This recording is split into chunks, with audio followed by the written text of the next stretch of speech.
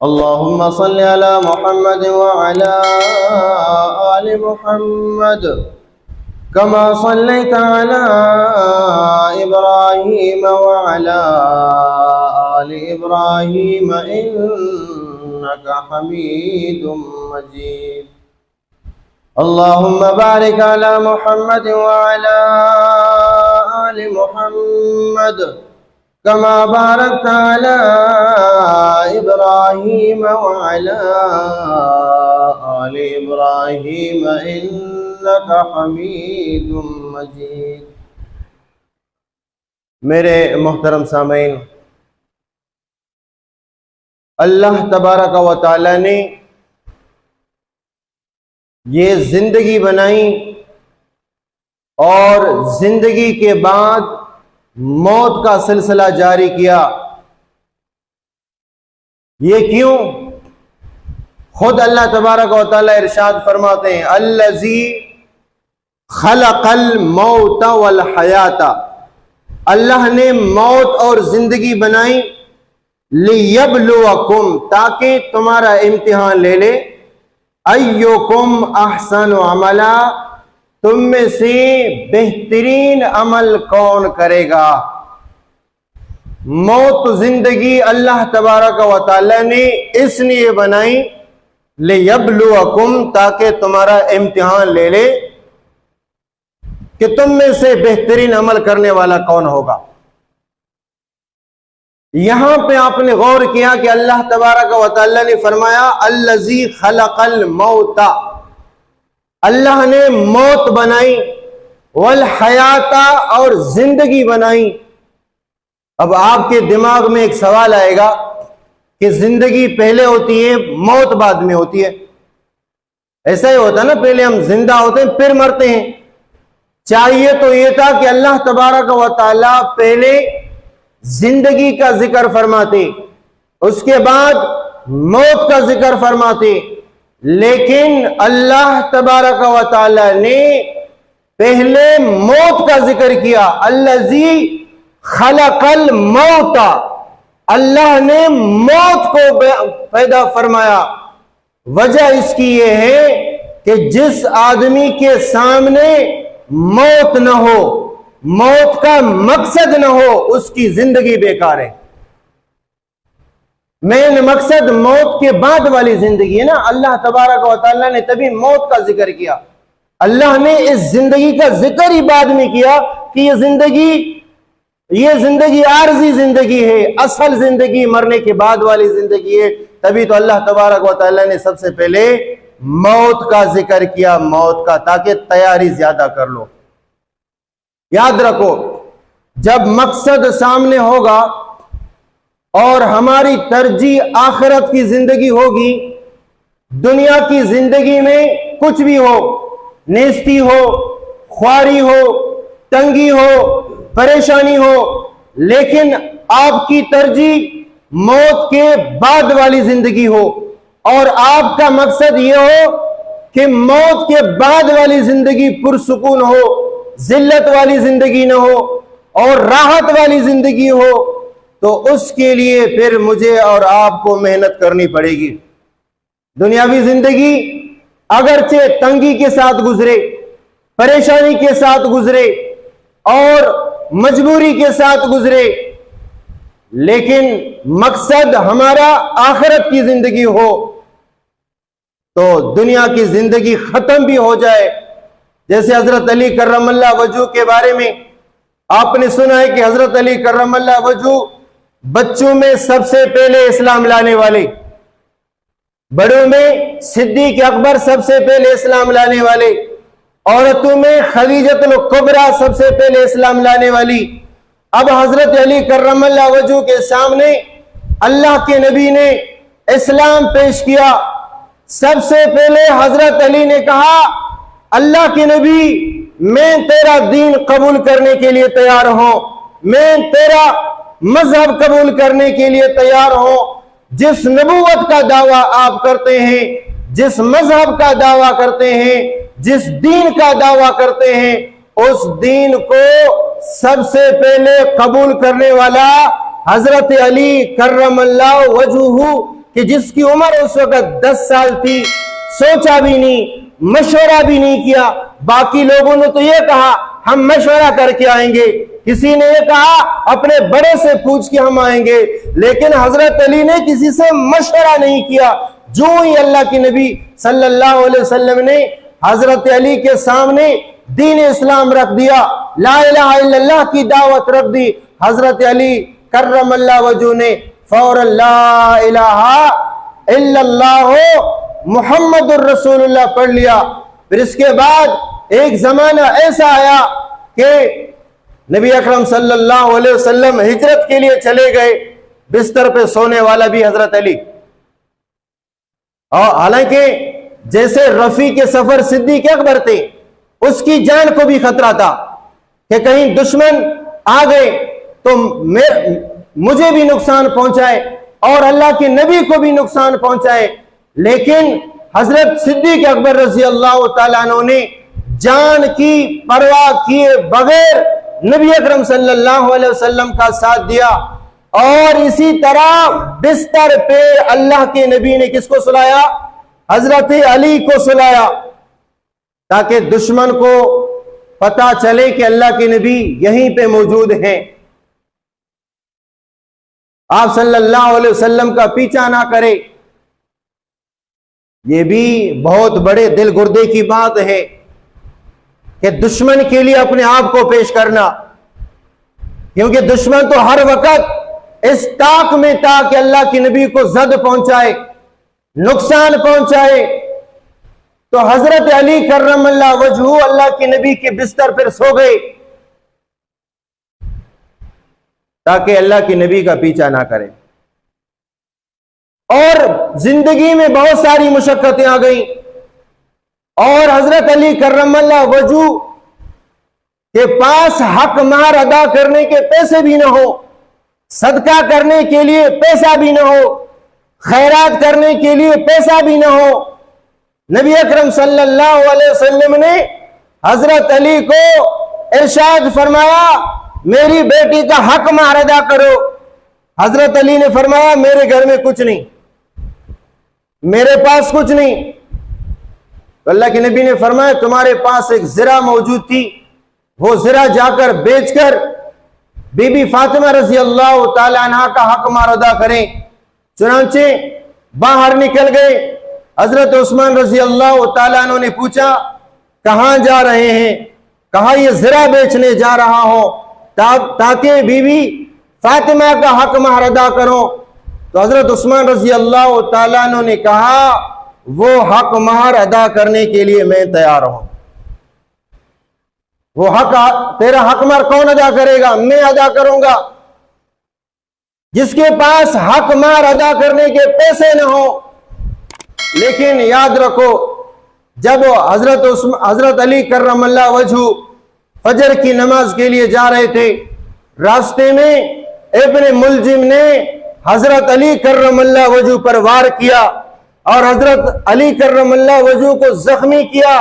حضرت علی کو خنجر لگا، نیزہ لگا، حضرت علی پر حملہ ہوا تو زبان سے الفاظ نکلے فزت و رب الکعبہ، اللہ رب کعبہ کی قسم میں کامیاب ہو گیا. کیوں؟ ان کا مقصد آخرت کی زندگی ہے. ظاہری طور پر دیکھا جائے کہ بندے کی جان نکل گئی، بندہ دنیا سے چلا گیا، نیزہ لگا، تلوار لگی، جان کا خاتمہ ہو گیا. لیکن جان کے خاتمے کے بعد بھی زبان سے کیا الفاظ نکلے؟ فزت و رب الکعبہ، رب کعبہ کی قسم میں کامیاب ہو گیا. ہمارے یہاں اگر کسی کی جان چلی جاتی ہے لوگ کیا کہتے ہیں؟ ضائع ہو گیا، برباد ہو گیا، تباہ ہو گیا. لیکن یہاں پہ نیزہ لگا. کہاں جا رہے تھے؟ مسجد میں جا رہے تھے. کس کی عبادت کے لیے جا رہے تھے؟ اللہ کی عبادت کے لیے جا رہے تھے. حضرت علی کرم اللہ وجہہ کو مسجد کی طرف آتے ہوئے ابن ملجم نے شہید کیا. حضرت عمر رضی اللہ تعالیٰ عنہ کو مسلح پہ ابو فیروز لولو مجوسی نے قتل کیا.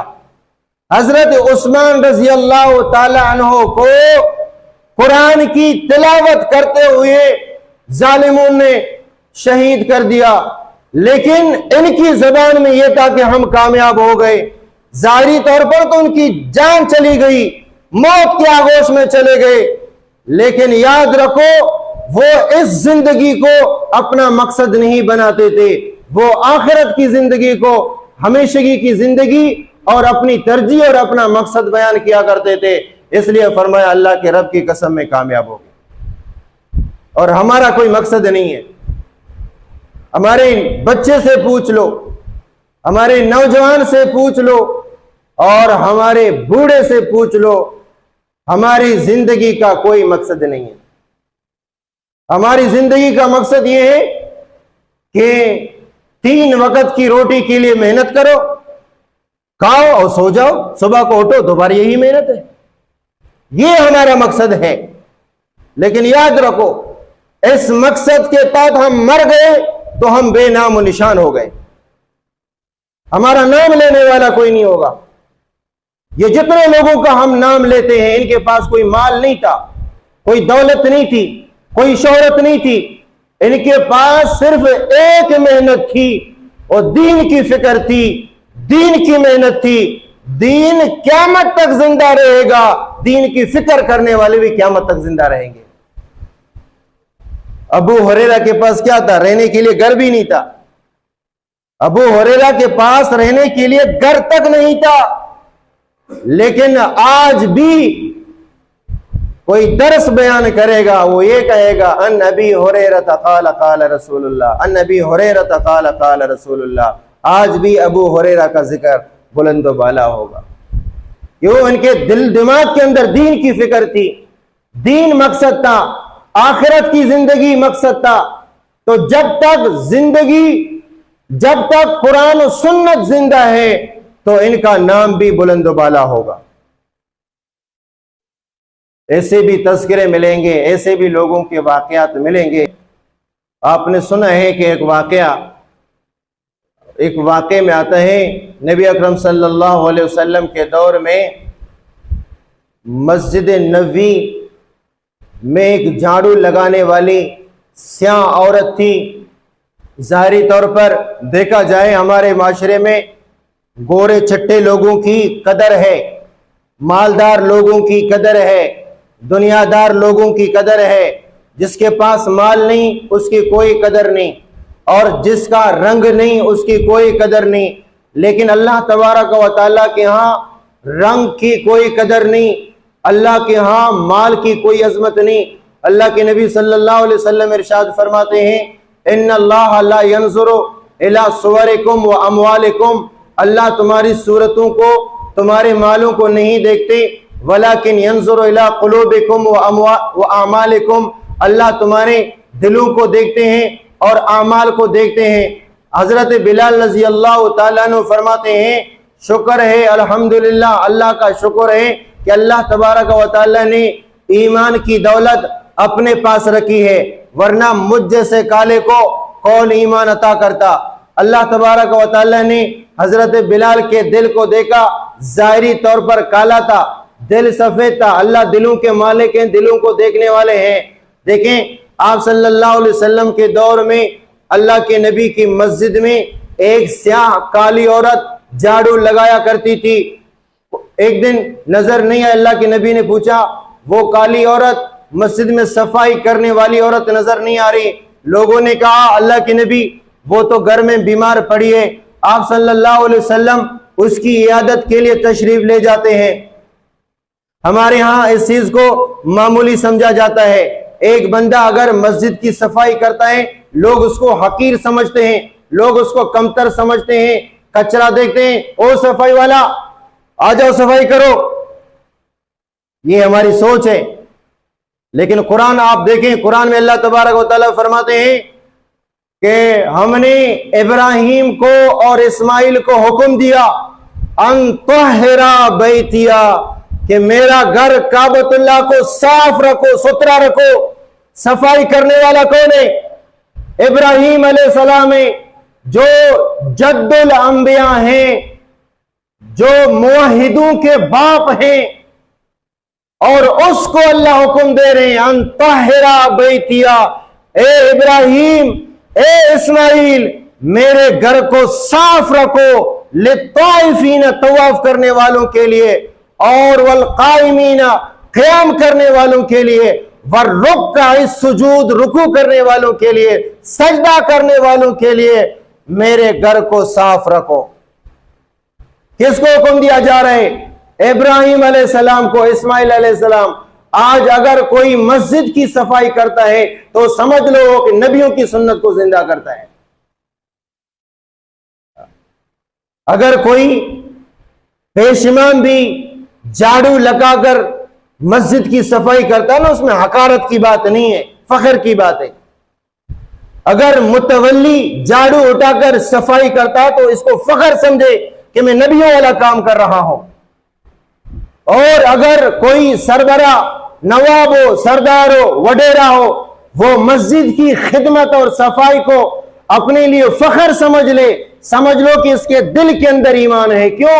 قرآن کہتا ہے انما یامر مساجد اللہ من آمن باللہ والیوم الاخر، مسجدوں کو وہ آباد کرتے ہیں جن کے دل کے اندر ایمان ہو، جن کے دل کے اندر ایمان ہو، مسجدوں کو وہ آباد کرتے ہیں۔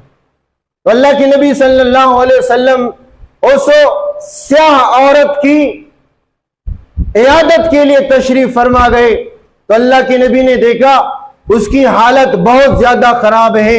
بعد میں آپ صلی اللہ علیہ وسلم نے صحابہ کو فرمایا کہ اگر خدا نخواستہ ایسا کوئی معاملہ ہو مجھے ضرور اطلاع کر دینا، ایسا کوئی معاملہ ہو مجھے ضرور اطلاع کر دینا۔ تو چنانچہ ایسا ہی ہوا کہ رات کو اس عورت کا انتقال ہوا۔ تو صحابہ نے سمجھا کہ یہ چھوٹا معاملہ ہے، اس کے لیے ہم اللہ کے نبی کو کیوں تکلیف دے دیں۔ صحابہ رضوان اللہ تعالی علیہ مجمعین نے اس سیاہ کالی عورت جو مسجد نبوی میں صفائی کیا کرتی تھی، جھاڑو لگایا کرتی تھی، آپ صلی اللہ علیہ وسلم کو اطلاع دیے بغیر صحابہ نے راتوں رات اس کو جنازہ بھی پڑھایا، دفن بھی کیا۔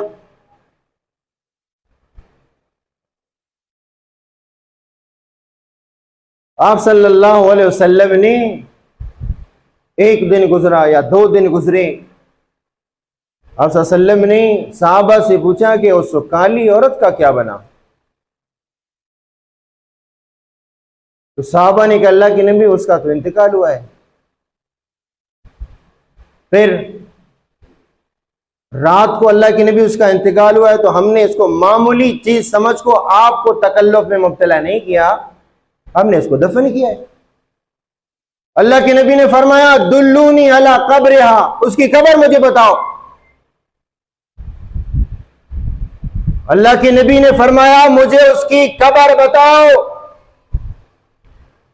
ہمارے مذہب میں آپ صلی اللہ علیہ وسلم کی زندگی میں چند ایسے امور سرزد ہو گئے جو عام معمولات کے مطابق نہیں تھے، اس معمول کے مطابق نہیں تھے بلکہ خلاف معمول عمل تھے، جو اللہ کے نبی صلی اللہ علیہ وسلم اور صحابہ کی زندگی میں چند واقعات ایسے تھے جو وہ معمول کے مطابق نہیں تھے، وہ خلاف معمول تھے۔ مثلا آپ صلی اللہ علیہ وسلم نے ارشاد فرمایا مجھے اس کی قبر کے پاس لے کے جاؤ۔ جب قبر کے پاس لے کر گئے اللہ کے نبی نے فرمایا صفے لگا دو۔ صفے لگا کر اللہ کے نبی نے اس کالی سیاہ عورت کے قبر پہ جنازہ پڑھایا، اور یہ خلاف معمول تھا۔ ایسا اللہ کے نبی کی زندگی میں کبھی بھی نہیں ہوا کہ کسی کی قبر پر اللہ کے نبی نے جنازہ پڑھایا۔ آپ صلی اللہ علیہ وسلم موجود تھے تو اللہ کے نبی نے جنازہ پڑھایا، کسی جنگ میں غزوے میں موجود نہیں تھے تو صحابہ نے جنازہ پڑھایا۔ لیکن یہاں پہ مسئلہ یہ ہوا کہ اللہ کے نبی صلی اللہ علیہ وسلم نے صحابہ کے جنازے کو، صحابہ کے جنازے پر اکتفا نہیں کیا، خود جا کر اس قبر پہ جنازہ پڑھایا۔ اس سے پتہ چلا کہ دین کی نسبت رکھنے والوں کی اللہ کے نبی کے ہاں کیا قدر تھی۔ اس کی صرف ایک نسبت تھی کہ وہ مسجد کی صفائی کرنے والی عورت تھی، رنگ بھی کالا تھا، لیکن دل کی نسبت آپ صلی اللہ علیہ وسلم کی طرف تھی۔ دل کی نسبت اللہ کے رسول کی مسجد کی طرف تھی، تو اس وجہ سے اللہ کے نبی نے فرمایا مجھے اس کی قبر کے پاس لے کے جاؤ۔ ایک یہ اور ایک اور واقعہ آتا ہے کہ نبی اکرم صلی اللہ علیہ وسلم کے صحابہ مکہ میں ہجرت کرنے سے پہلے حبشہ کی طرف ہجرت کر گئے۔ آپ صلی اللہ علیہ وسلم نے صحابہ کو مدینہ کی طرف ہجرت کرنے کے لیے حکم دیا، اور اس ہجرت سے پہلے آپ صلی اللہ علیہ وسلم نے صحابہ کو حبشے کی طرف ہجرت کرنے کے لیے بھیجا۔ وہاں صحابہ رضوان اللہ تعالی علیہ مجمعین چلے گئے تو وہاں کے بادشاہ نے صحابہ کی نصرت کی اور اللہ کے نبی پر غائبانہ طور پر ایمان قبول کیا، اسلام کے آغوش میں آ گئے، اللہ کے نبی کو دیکھا بھی نہیں، صرف صحابہ چلے گئے۔ جعفر طیار نے سورہ مریم کی تلاوت کی، وہ چونکہ بادشاہ عیسائی تھا، اس نے مریم علیہ السلام کے بارے میں قرآنی آیات سنی، آنکھوں سے آنسو جاری ہونے لگے، اسلام کے آغوش میں آ گیا، اسلام قبول کیا، صحابہ کو تحفے بھی دے دیے، مہاجرین کو ہجرت کرنے والوں کو تحفے دے دیے، اور آپ صلی اللہ علیہ وسلم کا نکاح بی بی ام حبیبہ سے ہوا، تو اس کا حق مار ادا کرنے والا بھی یہی ایتھوپیا کا بادشاہ یعنی حبشے کا بادشاہ تھا۔ آپ صلی اللہ علیہ وسلم کے سب سے زیادہ اس بیوی کو حق مار دیا جس کا نام تھا ام حبیبہ، ابو سفیان کی بیٹی تھی اور حضرت امیر معاویہ رضی اللہ تعالیٰ عنہ کی بہن تھی۔ اس کا نکاح جب اللہ کے نبی کے ساتھ ہوا تو اس کا حق مار کس نے ادا کیا؟ حبشے کے بادشاہ نے، اور غائبانہ طور پر اس نے اسلام قبول کیا۔ ابھی اللہ کے نبی کو دیکھا بھی نہیں، صحابہ نے اللہ کے نبی کی دعوت ان کو پہنچائی اور اس نے قبول کی، غائبانہ طور پر اللہ کے نبی کیا اسلام قبول کیا، اللہ کے نبی کا دین قبول کیا۔ پھر یہ ہوا کچھ عرصے کے بعد اس بادشاہ کا انتقال ہوا۔ اللہ کے نبی کو جب اس کی خبر ملی کہ حبشے کے بادشاہ کا انتقال ہوا، اللہ کے نبی نے فرمایا صفیں لگا دو، صفیں لگا دو۔ صفیں بنانے کے بعد اللہ کے نبی نے کس کا جنازہ پڑھایا؟ حبشے کے بادشاہ کا جنازہ پڑھایا۔ اللہ وہ تو حبشے میں ہے اور اللہ کے نبی نے یہاں پہ اس کا جنازہ پڑھایا۔ یہ غائبانہ نماز جنازہ تھا۔ بعض علماء نے لکھا ہے کہ اللہ کے نبی کا معجزہ تھا۔ اللہ تبارک و تعالیٰ نے تمام پردوں کو ہٹا کر وہ حبشہ کے بادشاہ کا جنازہ اللہ کے نبی کے سامنے رکھ دیا۔ اللہ کے لیے کیا مشکل ہے؟ وہ حبشہ اور اللہ کے نبی یہاں جنازہ پڑھا رہے، سارے پردوں کو ہٹا کر اللہ تبارک و تعالیٰ نے جنازے کو سامنے رکھ دیا، کیونکہ جنازے کے لیے ضروری ہے کہ جنازہ سامنے ہو۔ جب تک جنازہ سامنے نہیں ہوگا جنازہ نہیں ہوگا۔ جناز کے فرائض میں سے ایک فرض یہ بھی ہے کہ جنازے کا حاضر ہونا، سامنے ہونا۔ تو کہنے کا مقصد یہ تھا کہ انہوں نے دین کی طرف نسبت کی، اللہ تبارک و تعالیٰ نے ان نسبت کی لاج رکھی، اللہ تبارک و تعالیٰ نے آج تک ان کا نام زندہ رکھا۔ اور ہمارا کوئی مقصد ہی نہیں ہے، نہ ہمارے بچوں کا کوئی مقصد ہے، نہ ہمارے نوجوانوں کا کوئی مقصد ہے، نہ ہمارے بوڑھوں کا کوئی مقصد ہے، نہ ہمارے مردوں کا کوئی مقصد ہے، نہ ہماری عورتوں کا کوئی مقصد ہے۔ اگر ہمارا مقصد ہے تو یہ پیٹ ہے، 2 وقت کا کھانا مل جائے، یہ ہمارا مقصد ہے۔ حالانکہ یہی چیز، یہی فکر جانوروں کی بھی ہے۔ جانوروں کو 2 وقت کا کھانا مل جائے، ان کو آخرت کی کیا فکر ہے؟ اور ہماری بھی سوچ یہی ہے کہ ہماری پوری محنت 2 وقت کے کھانے کے لیے ہے۔ ہماری دن رات کی محنت، دن رات کی جد و جہد یہ ہے کہ ہمیں 2 وقت کا کھانا مل جائے، بس۔ یہ ہماری سوچ ہے، یہ ہماری محنت ہے، یہ ہمارا دن ہے اور یہ ہماری رات ہے، یہ ہماری ناراضگی ہے، یہی ہماری خوشی ہے۔ دیکھیں، آپ خود دیکھ رہے ہو کہ آج کل بچوں کا معاشرہ بھی بگڑ رہا ہے، عورتوں کا معاشرہ بھی بگڑ رہا ہے۔ نہ ہم بچوں پر توجہ دیتے ہیں اور نہ ہم عورتوں پر توجہ دیتے ہیں. کیوں؟ ہم اپنے آپ پر توجہ نہیں دیتے تو بچے تو ہمیں دے کر سبق حاصل کرتے ہیں. بچے نے زیادہ رونا دھونا شروع کیا، شور شرابہ شروع کیا، جیب سے موبائل نکال کے دے دیا، یہ لے لو، یوٹیوب دیکھ لو، ٹک ٹاک دیکھ لو، ٹائم پاس کرو اپنا. یہی کرتے ہیں نا ہم.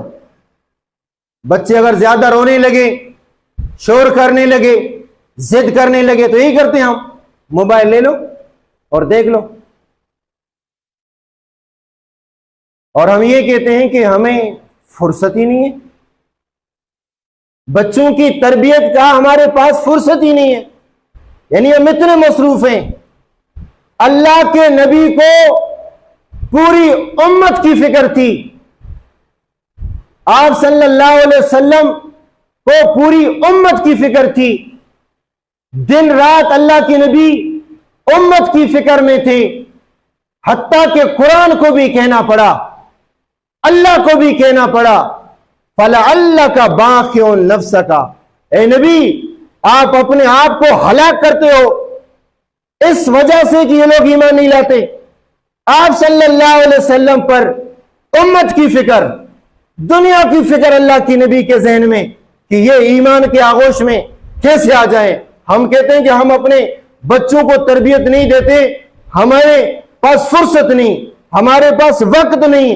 تو آپ دیکھو اللہ کے نبی کے دل دماغ میں پوری امت کا بوجھ ہے، پوری امت کی فکر ہے، لیکن پھر بھی ایک کندھے پر حسن ہے، دوسرے کندھے پر حسین ہے. ایک ہی نہیں ہے. ہم تو ٹائم پاس کرنے کے لیے موبائل سامنے، ہمارے پاس بچوں کو لینے کے لیے بھی ٹائم نہیں ہے. اللہ کے نبی پوری امت کی فکر لے کے بیٹھے ہیں، لیکن پھر بھی نماز پڑھتے ہیں تو کندھے پر کون ہوتا ہے؟ حسن ہوتے ہیں، حضرت حسن ہوتے ہیں، حضرت حسین ہوتے ہیں. تو میں اور آپ زیادہ مصروف ہیں، اللہ کے نبی زیادہ مصروف ہے. بتاؤ، اس کے بعد اگر بچے کی تربیت خراب ہو جائے، لازمی بات ہے جو دیکھے گا وہی تربیت حاصل کرے گا. باپ تربیت نہیں دے گا، باپ نے موبائل دے دیا، موبائل کے اندر جو تربیت ہوگی وہی لے لے گا. اور پھر مولوی کے چکر میں آئیں گے، مولوی صاحب اس کو دم کرو، مولوی صاحب اس کو دم کرو، مولوی صاحب دم کرو. اب تم یہ کہتے ہو کہ مولویوں میں بھی فراڈ آ گیا ہے، ہزاروں بندے کھڑے ہوتے ہیں، اسپیکر پہ دم ہوتا ہے. مولوی بھی تک جاتے ہیں نا، اسپیکر بھی دم ہوتا ہے. خصوصی دم کے لیے تیار ہو جاؤ، عمومی دم کے لیے تیار ہو جاؤ. سارے اپنے سر پہ ہاتھ رکھو، مولوی صاحب اسپیکر میں دم کرے گا، شو شو شو شو شو شو. ابھی خصوصی دم ہو رہا ہے. بھئی ان کی کیا ضرورت ہے؟ آپ کے پاس قرآن مجید ہے، روزانہ بھی دیکھو وہی بات آ گئی. آپ کے پاس یہ تمام چیزیں ہیں، قرآن مجید، وہ کیا پڑھے گا؟ میں دعوے سے کہتا ہوں آپ کی اس ایریے میں جتنے بھی دم کرنے والے ہیں عامل، میں سب کو دعوے سے کہتا ہوں ان کو الحمد شریف پڑھنا بھی نہیں آتا ہے، ان کو الحمد شریف لکھنا بھی نہیں آتا، پڑھنا بھی نہیں آتا. میں دعوے سے کہتا ہوں. تمہارے سامنے تو یہ غیب کا بھی دعویٰ کرتے ہیں، اسے جھٹکا مارتے ہیں، بھئی تمہیں فلان نے جادو کیا ہے. اس کو بولو آپ الحمد شریف پڑھو، آپ الحمد شریف لکھ کے مجھے دکھاؤ. نہیں آتا ہے. تو ایسی کوئی بات نہیں ہے. بچوں کی تربیت ہم خود بگاڑ دیتے ہیں. بچوں کی تربیت کریں. اب تو لوگ بھی سمجھ میں نہیں آتا ہے، ہمیں بھی پاگل بناتے ہیں. اب ایک بچے کو لے کر آیا، اس کو دم کرو. پرسوں ایک بندہ مجھے لے کر گیا تھا خصوصی دم کے لیے، بہت دور لے کر گیا تھا خصوصی دم کے لیے. میں گیا اس کے ساتھ، میرا دوست ہم گیا تو بولا اس کو دم کرو. کیا ہے اس میں؟ ایک مسئلہ ہے، بڑا مسئلہ ہے. کیا مسئلہ ہے؟ اسکول بھیجتے ہیں، یہ پنسل بھی چباتا ہے، گتا بھی چباتا ہے، ربڑ بھی چباتا ہے، اس کو جو بھی چباتا ہے، اب اس کے لیے دم کر رہے ہیں. آپ اندازہ لگاؤ، یا تو ان لوگوں نے مولویوں کو بیوقوف سمجھ رکھا ہے. ایک 3-4 دن پہلے کی باتیں، زور زور سے دروازہ کھٹکھٹا رہے. ہاں بھائی کیا ہو گیا؟ باہر دیکھا رکشے میں کچھ لیڈیز کچھ مرد. بابا کیا ہو گیا؟ اس کو دم کر، اس کو بجلی کا کرنٹ لگ گیا، غلط جگہ پہ آ گیا. یہ سول اسپتال نہیں ہے، اس کو اسپتال میں لے کے جاؤ. بجلی کا کرنٹ لگ گیا، یہ بھی مولوی صاحب کے پاس لے کر، کوئی بچہ گتا کھا رہا ہے اس کو بھی مولوی صاحب کے پاس لے کے جاؤ، کوئی پینسل کھا رہا ہے اس کو بھی مولوی صاحب کے پاس لے کر جاؤ۔ یہ سارے یہ سیوال جنہ سب بند کر کے پھر مولوی صاحب کے در پہ ان کو سارے لے کر آئے۔ کیا سمجھ رکھا ہے آپ لوگوں نے؟ اصل یہ جو سامنے والے ہوتے ہیں نا، وہ ہماری سوچ کے مطابق وہ ہمارے امتحان لیتے ہیں۔ ہاں، یہ اس طرح کے جتنے بھی عامل ہیں نا، انہوں نے دیکھا کہ ہمارے پاس بھی اس طرح کی ذہنیت والے لوگ آ رہے ہیں، تو وہ بھی اس طرح کی باتیں کرتے ہیں جو ہماری سمجھ میں نہیں آتی۔ ہو سکتا ہے لوگوں نے گتا کھانے والے بچوں کو بھی لے کر گیا کسی عامل کے پاس، بیماری بتا، بجلی کا کرنٹ لگ گیا مولوی صاحب کے پاس لے کر آئے۔ اب مولوی صاحب کرنٹ لگے وہ کہاں لے کے جاؤ گے؟ اتنی آپ کو اللہ نے عقل دیے، سوچ دیے، کچھ آپ دم بھی کرو، دوا دم بھی کرو، ساتھ ساتھ علاج بھی کرو۔ آپ صلی اللہ علیہ وسلم ایک مریض کے پاس تشریف لے کر آئے، اللہ کے نبی صلی اللہ علیہ وسلم نے یہاں سینے پہ ہاتھ رکھا، غالباً حضرت سعد رضی اللہ تعالیٰ عنہ تھی۔ اللہ کے نبی نے فرمایا انکا رجل مفقود، یہ دل کا مریض ہے، فلان جگہ میں ایک حکیم ہے، ابو کلدہ اس کا نام ہے، مدینے میں، اس کو بلاؤ اور اس کو یہ کہو 7 اجوا کھجور گٹھلی سمیت پیس کے اس کو کھلاؤ، یہ دل کا مریض ہے۔ تو اللہ کے نبی دم نہیں کر سکتے تھے؟ آپ صلی اللہ علیہ وسلم دم نہیں کر سکتے تھے؟ دم کر سکتے تھے، لیکن اللہ کے نبی نے امت کو ایک سبق دیا کہ اگر کوئی بیمار ہو تو اس کا طریقہ علاج دعا بھی ہے اور دوا بھی ہے، دعا بھی ہے اور کیا ہے؟ دوا بھی ہے۔ تو لہذا اپنے بچوں کی اصلاح کی حتی الامکان کوشش کریں، کہیں ایسا نہ ہو جائے تو پھر ہم بھی ان چکروں میں پڑ جائیں۔ آپ اپنے بچوں کو 10 منٹ دے دیں، 10 منٹ دے دیں، اور اس میں آپ ان کی اصلاح کی فکر کریں، اخلاق کی فکر کریں، دینی فکر کریں، دینی بات کریں، جو آپ نے یہاں سنا، جو آپ نے تعلیم میں سنا، آپ جا کر گھر میں بتا دیں، گھر میں دینی ماحول پیدا کریں۔ اب باپ موبائل میں لگا ہوا ہے، ماں موبائل میں لگی ہوئی ہے، اور اضافی اگر کوئی موبائل ہوگا، ابھی آپ دیکھیں گے ایک بچہ ادھر ماں کے کندھے پر ہے، ایک بچہ باپ کے کندھے پر ہے۔ کیا دیکھ رہے ہیں؟ جو باپ دیکھ رہے ہیں وہی دیکھ رہے ہیں، جو ماں دیکھ رہی وہی دیکھ رہے ہیں۔ اب اگر باپ قرآن کی تلاوت کر رہا ہوتا، ماں گھر کے اندر قرآن کی تلاوت کر رہی ہوتی، اور وہ بچہ آ کر قرآن دیکھ لیتا، تو وہ قرآن کے اثرات بچوں میں آ جاتے ہیں۔